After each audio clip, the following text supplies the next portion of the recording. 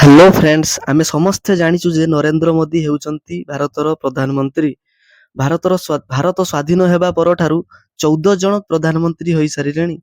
ଆଉ ଏଇ ଭିଡିଓଟି ସମ୍ପୂର୍ଣ୍ଣ ଦେଖିବା ପରେ ଆପଣ ସମସ୍ତ ପ୍ରଧାନମନ୍ତ୍ରୀଙ୍କ ନେମ୍ ଏବଂ ସେମାନେ କେତେ ଦିନ ଯାଏଁ ପ୍ରାଇମ ମିନିଷ୍ଟର ଥିଲେ ଏବଂ ସେମାନେ କେଉଁ ପଲିଟିକାଲ ପାର୍ଟିକୁ ବିଲଙ୍ଗସ୍ କରନ୍ତି ତାହା ଜାଣିପାରିବେ। ଇଏ ହେଉଛନ୍ତି ଭାରତର ପ୍ରଥମ ପ୍ରଧାନମନ୍ତ୍ରୀ ଜବାହରଲାଲ ନେହେରୁ। ସେ ଉତ୍ତରପ୍ରଦେଶର ଆହ୍ଲାବାଦ ଠାରେ ଜନ୍ମଗ୍ରହଣ କରିଥିଲେ। ସେ 15 ଅଗଷ୍ଟ 1947 ଠାରୁ 27 ମେ 1964 ପର୍ଯ୍ୟନ୍ତ କେବେ 27 ମେ 1964 ମସିହା ପର୍ଯ୍ୟନ୍ତ ଭାରତର ପ୍ରଧାନମନ୍ତ୍ରୀ ଭାବେ କାର୍ଯ୍ୟ ନିର୍ବାହ କରିଥିଲେ। ସେ କୋଉ ପାର୍ଟିକୁ ବିଲଙ୍ଗସ୍ କରନ୍ତି ନା ଇଣ୍ଡିଆନ ନ୍ୟାସନାଲ କଂଗ୍ରେସ, ଭାରତୀୟ କଂଗ୍ରେସ ଦଳକୁ ବିଲଙ୍ଗସ୍ କରନ୍ତି। ନେକ୍ସଟ, ଇଏ ହେଉଛନ୍ତି ଭାରତର ଦ୍ୱିତୀୟ ପ୍ରଧାନମନ୍ତ୍ରୀ ଗୁଜାରିଲାଲ ନନ୍ଦ। ଠିକ ଅଛି। ସେ ମଧ୍ୟ 27 ମେ 1964 ଠାରୁ 9 ଜୁନ 1964 ମସିହା ପର୍ଯ୍ୟନ୍ତ ମାତ୍ର 13 ଦିନ ଯାଏଁ ଭାରତର ପ୍ରଧାନମନ୍ତ୍ରୀ ଭାବେ କାର୍ଯ୍ୟ ନିର୍ବାହ କରିଥିଲେ।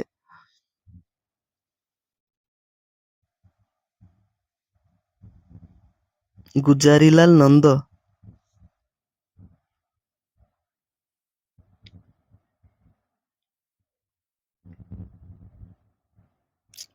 ଗୁଜାରିଲାଲ ନନ୍ଦ 27 ମେ 1964 ରୁ 9 ଜୁନ 1964 ପର୍ଯ୍ୟନ୍ତ ଭାରତର ପ୍ରଧାନମନ୍ତ୍ରୀ ଭାବେ କାର୍ଯ୍ୟ ନିର୍ବାହ କରିଥିଲେ। ଗୁଜାରିଲାଲ ନନ୍ଦ ଭାରତୀୟ କଂଗ୍ରେସ ଦଳର ପ୍ରାର୍ଥୀ ଥିଲେ।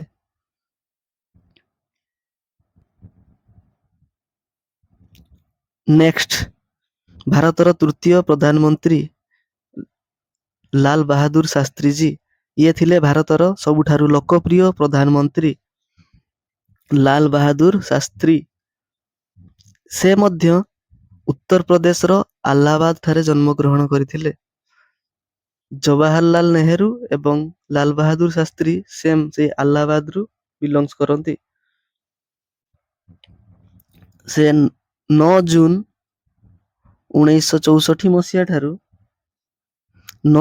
1964 ମସିହା ଠାରୁ 11 ଜାନୁଆରୀ 1966 ମସିହା ପର୍ଯ୍ୟନ୍ତ ଭାରତର ପ୍ରଧାନମନ୍ତ୍ରୀ ଭାବେ କାର୍ଯ୍ୟ ନିର୍ବାହ କରିଥିଲେ। 9 ଜୁନ 1964 ଠାରୁ 11 ଜାନୁଆରୀ 1966 ମସିହା ପର୍ଯ୍ୟନ୍ତ ଭାରତର ପ୍ରଧାନମନ୍ତ୍ରୀ ଭାବେ କାର୍ଯ୍ୟ ନିର୍ବାହ କରିଥିଲେ। ଭାରତର ଚତୁର୍ଥ ପ୍ରଧାନମନ୍ତ୍ରୀ ପୁଣି ଗୁଜାରିଲାଲ ନନ୍ଦ ଥିଲେ। ସେ 11 ଜାନୁଆରୀ 1966 ମସିହା ଠାରୁ 24 ଜାନୁଆରୀ 1966 ମସିହା ପର୍ଯ୍ୟନ୍ତ ଇଏ ମଧ୍ୟ ସେଇ 13 ଦିନ। ଇଏ ଦିଟା ଟର୍ମ 13 ଦିନ ଲେଖାଏଁ ଭାରତର ପ୍ରଧାନମନ୍ତ୍ରୀ ଥିଲେ। ଏଇଟା ଗୋଟେ ଇଣ୍ଟରେଷ୍ଟିଂ କ୍ୱେଶ୍ଚନ ଟା ଆସିବ। ନେକ୍ସଟ, ଭାରତର ପ୍ରଥମ ମହିଳା ପ୍ରଧାନମନ୍ତ୍ରୀ କିଏ? ଇନ୍ଦିରା ଗାନ୍ଧୀ।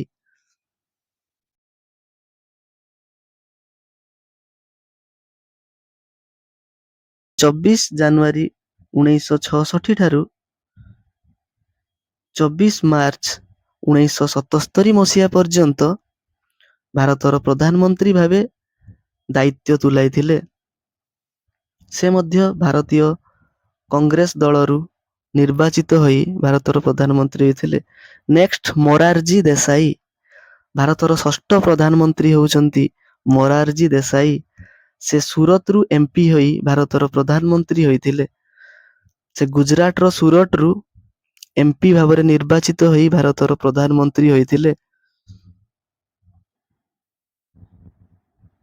ନେକ୍ସଟ, ଭାରତର ସପ୍ତମ ପ୍ରଧାନମନ୍ତ୍ରୀ। ଏଇ ଫଟୋଟି ଦେଖିପାରୁଥିବେ ଭାରତର ସପ୍ତମ ପ୍ରଧାନମନ୍ତ୍ରୀଙ୍କର ଫଟୋ ଶ୍ରୀଯୁକ୍ତ ଶ୍ରୀ ଚରଣ ସିଂ। ସେ ମଧ୍ୟପ୍ରଦେଶରୁ ଏମ୍ପି ହୋଇ ଭାରତର ପ୍ରଧାନମନ୍ତ୍ରୀ ଭାବେ କାର୍ଯ୍ୟଭାର ଗ୍ରହଣ କରିଥିଲେ। ସେ ଥିଲେ ଭାରତର ସପ୍ତମ ପ୍ରଧାନମନ୍ତ୍ରୀ। ସେ ଜନତା ପାର୍ଟି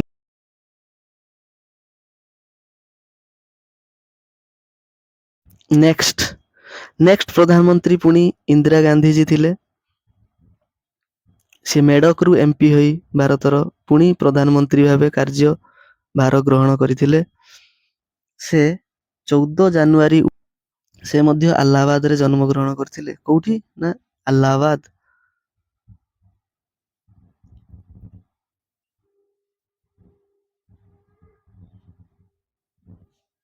ନେକ୍ସଟ ଇଏ ହଉଛି ରାଜୀବ ଗାନ୍ଧୀଙ୍କର ଫଟୋ। ରାଜୀବ ଗାନ୍ଧୀ ଯିଏକି ଶ୍ରୀମତୀ ଇନ୍ଦିରା ଗାନ୍ଧୀଙ୍କର ସୁପୁତ୍ର ଅଟନ୍ତି।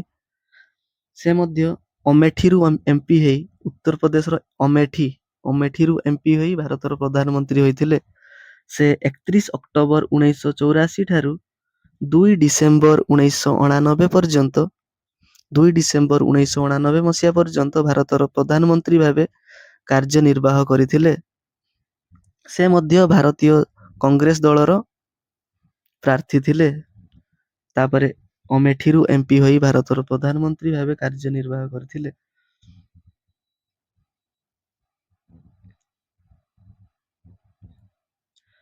ନେକ୍ସଟ ଫଟୋ ଦେଖିପାରୁଥିବେ ବିଶ୍ୱନାଥ ପ୍ରତାପ ସିଂହ ବା ଭିପି ସିଂହ ଯାହାକୁ ସମସ୍ତେ ଜାଣନ୍ତି। ସେ ଫତେପୁରରୁ ଏମପି ହୋଇ ଭାରତର ପ୍ରଧାନମନ୍ତ୍ରୀ ହୋଇଥିଲେ। ଭିପି ସିଂହ ବା ବିଶ୍ୱନାଥ ପ୍ରତାପ ସିଂହ ସେ ଜନତା ଦଳର ପ୍ରାର୍ଥୀ ଥିଲେ। ଜନତା ଦଳରୁ ଟିକେଟ ପାଇ ଏମପି ହୋଇ ଭାରତର ପ୍ରଧାନମନ୍ତ୍ରୀ ହୋଇଥିଲେ। ସେ 2 ଡିସେମ୍ବର 1989 ଠାରୁ 10 November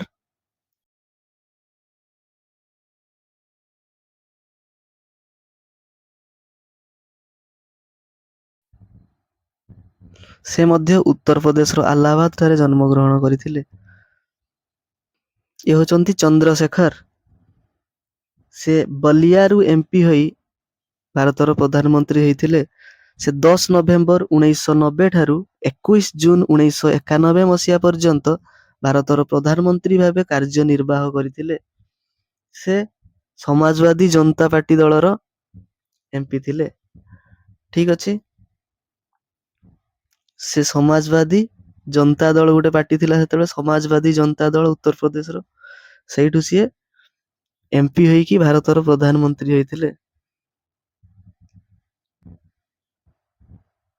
next PV Narasimha Rao. ଏଇ ଫଟୋଟି ହଉଛି ପିଭି ନରସିମ୍ହା ରାଓଙ୍କର। ପିଭି ନରସିମ୍ହା ରାଓ ସେ ନଡିଆଲରୁ ଏମପି ହୋଇ ଭାରତର ପ୍ରଧାନମନ୍ତ୍ରୀ ହୋଇଥିଲେ। 21 ଜୁନ 1991 ମସିହା ଠାରୁ 16 ଜୁନ 1996 ମସିହା ପର୍ଯ୍ୟନ୍ତ ସେ ଭାରତର ପ୍ରଧାନମନ୍ତ୍ରୀ ଭାବେ କାର୍ଯ୍ୟନିର୍ବାହ କରିଥିଲେ। ସେ ମଧ୍ୟ ଭାରତୀୟ କଂଗ୍ରେସ ଦଳର ପ୍ରାର୍ଥୀ ଥିଲେ। ଭାରତୀୟ କଂଗ୍ରେସ ଦଳର। ଠିକ ଅଛି।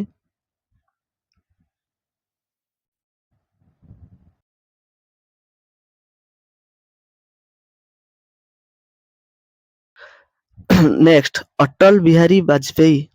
ଅଟଳ ବିହାରୀ ବାଜପେୟୀ ଇଏ ଜଣେ ଭାରତର ଅତି ପ୍ରିୟ ପ୍ରଧାନମନ୍ତ୍ରୀ ଅଟନ୍ତି।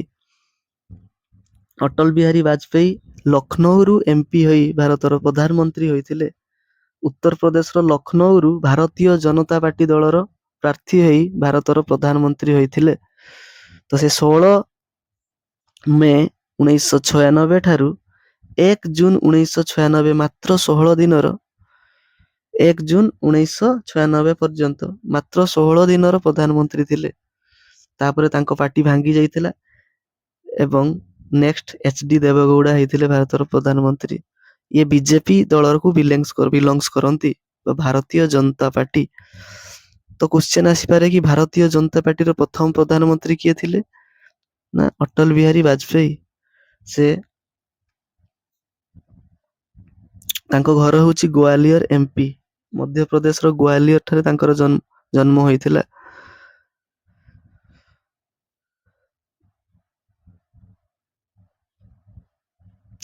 ନେକ୍ସଟ ଫଟୋଟି ହେଉଛି ଏଚଡି ଦେବେଗୌଡା। ଏଚଡି ଦେବେଗୌଡା ସେ କର୍ଣ୍ଣାଟକରୁ ଏମପି ହୋଇ ଭାରତର ପ୍ରଧାନମନ୍ତ୍ରୀ ହୋଇଥିଲେ। କର୍ଣ୍ଣାଟକରୁ ଏମପି ହୋଇ ରାଜ୍ୟସଭାରୁ ସିଏ ଏମପି ହୋଇଥିଲେ। ଠିକ ଅଛି। ସେ 1 ଜୁନ 1996 ରୁ 21 ଏପ୍ରିଲ 1997 ମସିହା ପର୍ଯ୍ୟନ୍ତ ଭାରତର ପ୍ରଧାନମନ୍ତ୍ରୀ ଥିଲେ। ସେ ଜନତା ଦଳ ୟୁନାଇଟେଡ ଫ୍ରଣ୍ଟ ପାର୍ଟିରୁ ନିର୍ବାଚିତ ହୋଇ ଭାରତର ପ୍ରଧାନମନ୍ତ୍ରୀ ହୋଇଥିଲେ। ଜନତା ଦଳ ୟୁନାଇଟେଡ ଫ୍ରଣ୍ଟ। ତ ଏଚ.ଡି. ଦେବେଗୌଡ଼ା